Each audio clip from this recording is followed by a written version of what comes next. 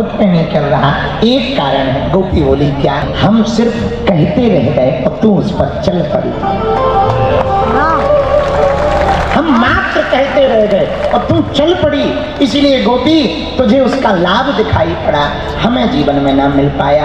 अब आज से हम समझ गए। मेरे पागलों, इस कथा को सुनाने का उद्देश्य है कि धर्म को जानो भर मत, धर्म को सुनो भर मत, धर्म के बारे में पढ़ो भर मत, धर्म को जीवन में उतारो। आप जीवन में धर्म को उतारोगे तो हम बहुत दावे के साथ कह सकते भैया आपको जीवन में बहुत आनंद आएगा, बहुत आनंद। एक बात और बोले, कह दो, बोलो जरा जोर से कहो। कई लोग कहते हैं हम बहुत कथा सुनते हैं, बहुत कथाओं में जाते हैं पर लाभ नहीं होता। एक राजा एक संत के पास गया। संत जी बड़े पहुंचे हुए थे। राजा ने कहा महाराज कोई ज्ञान की बात सुनाओ। संत जी बोले ज्ञान की बात बाद में सुनाएंगे, पहले चाय पी।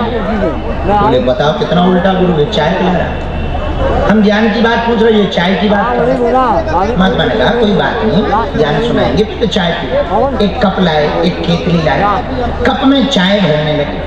फुल कप भर दिया, देखते ही देखते। लेकिन जब चाय फुल भर गई फिर भी महात्मा ने चाय डालना बंद नहीं किया, डालते गए डालते गए, चाय गिरने लगी। तो महात्मा से राजा बोले महाराज आप पागल हो क्या, चाय का कप भर गया फिर भी आप डाल रहे हो। महात्मा बोले यही तो तुम्हें समझा रहे। राजा बोले क्या? बोले तुम्हारा मन पहले ही विकारों से भरा पड़ा है, अब यदि हम ज्ञान की बात सुनाएंगे तुम्हारे मन में नहीं बैठेगी। जैसे कप की और कप में चाय भरने के लिए पहले कप को खाली करना पड़ेगा, वैसे ही गुरु ज्ञान भरने के लिए पहले अज्ञान को खाली करना पड़ेगा। लेकिन अज्ञान खाली कैसे होगा? अहंता शून्यता कैसे होगी? हमारे बहुत अच्छे कवि हैं वो हमें सुनाया करते थे, अहम की अकड़ ज्यादा चल नहीं सकती, मौत की घड़ी कभी टल नहीं सकती, लूट कर दौलत भले ही जमा कर लो पर पाप की कमाई कभी फल नहीं सकती। तो अहंता शून्य कैसे होगी?